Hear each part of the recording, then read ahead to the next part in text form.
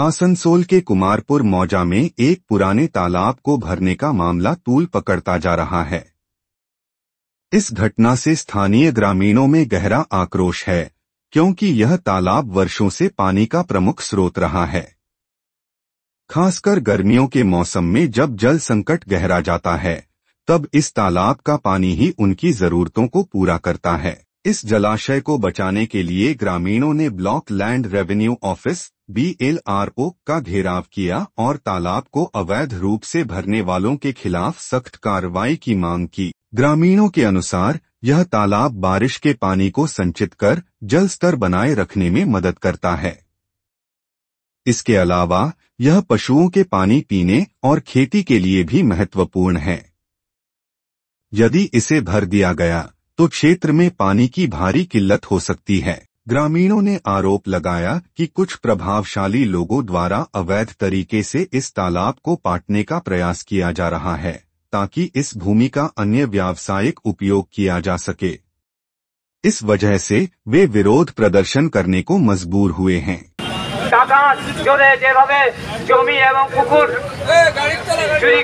অসুবিধা আমাদের গ্রামের মানুষ লোক ফোক মারা গেলে ঘাট আরে করার জন্য আমাদের পুকুর চাই, পুজো পাশা, তারপরে অনেক জলের অসুবিধা হয়। কোনোদিন কলের জলও না আসে, তখন আমাদের পুকুরের দরকার হয়। কলের জল তো সব সময় আসে না, ওই জন্য আমাদের পুকুর চাই। কি হয়েছে পুকুরে? এখন আমাদের এই পুকুরটা ছিল, ওটা কানাই শর্মা এখন ভরাট করে দিয়েছে, চারিধার বান্ডারি দিয়ে দিয়েছে। ওটা আমাদেরও যাবার মানে দেখারও ইয়ে নাই। আজকে যে ডেপুটেশনটা করছি, এটা কিন্তু আমাদের আজকের সমস্যা নয়, দীর্ঘদিনের সমস্যা। আজকে মানুষ জেগে উঠেছে এই কারণে। বর্তমানে কুমারপুর এলাকার জনসংখ্যা বেড়ে গেছে।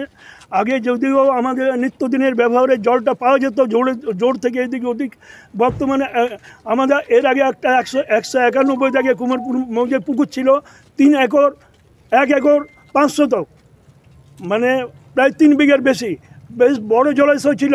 গ্রামের মানুষ সেখানে নিত্যদিনের জল ব্যবহার করত।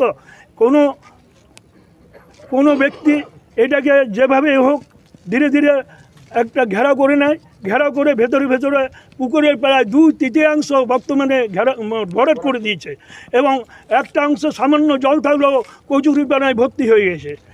আমরা দেখছি এখন যা আমাদের জলের সমস্যা, আমরা যদি ওই পুকুরকে ওই দেয়াল ভাঙিয়ে ওই পুকুরটাকে যদি সংস্কার না করাতে পারি, তাহলে আমাদের জলের সংকট থেকে আমরা মুক্তি পাবো না। আপনাকে আমরা পাঠিয়েছিলাম, উনি আমাদের প্রতি সহানুভূতিশীল হয়ে মুখ্যমন্ত্রী সচিবালয় থেকে DLRO অফিসে একটা কোনো মেসেজ আসে, ইনকোয়ারি অ্যান্ড অ্যাকশন। আমার যেটুকু সম্ভব আমাদেরকেও তা দেখায়নি, তবে আমার মনে হয় এই ধরনের এসছে।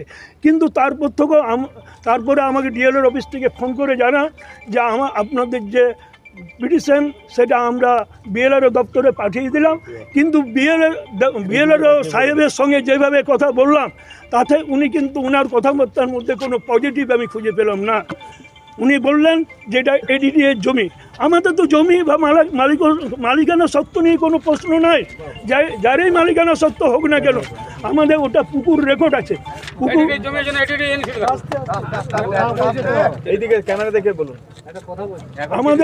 আমাদের ওটা পুকুর রেকর্ড আছে, রেকর্ডভুক্ত পুকুর, এবং আরেকটা রেকর্ড আছে সাধারণের ব্যবহার্য।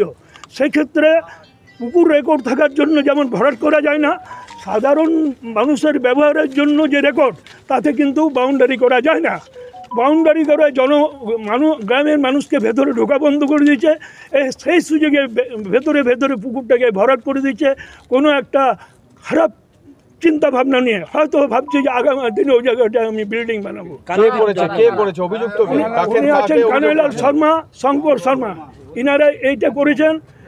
এর আগে এইটা আমাদের দীর্ঘদিনের সমস্যা, কিন্তু এই সমস্যা মেটানোর জন্য গ্রামের মানুষ বারবার এক হওয়ার চেষ্টা করেছে, কিন্তু উনি বিভিন্নভাবে চক্রান্ত করে সেই একতাকে ভেঙে দিয়েছেন। ইতিপূর্বে ওই জায়গাকে কেন্দ্র করে একটা খুনও হয়েছিল দীর্ঘদিন পরে, অজিত ঘোষ বলে। আপনাদের পদক্ষেপ কি হবে? আগামী দিন আমাদের পদক্ষেপ এইটাই, আমাদের লাগাতার আন্দোলন চলবে। আমরা যদি এটা না হয়, এরপরের আমরা পদক্ষেপ নিচ্ছি, মাননীয় মেয়র সাহেবের কাছেও একটা ডেপুটেশন করব। তারপরে আমরা ধর্নায় বসাতে আমাদের একটা পরিকল্পনা আছে।